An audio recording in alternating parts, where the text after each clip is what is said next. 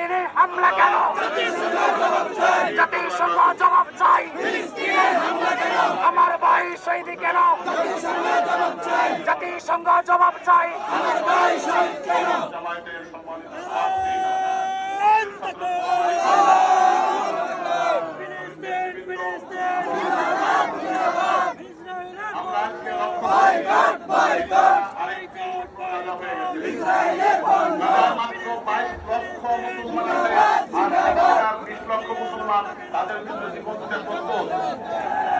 আমরা শুধু এই মিজান ময়দানে নয়, আমরা চাই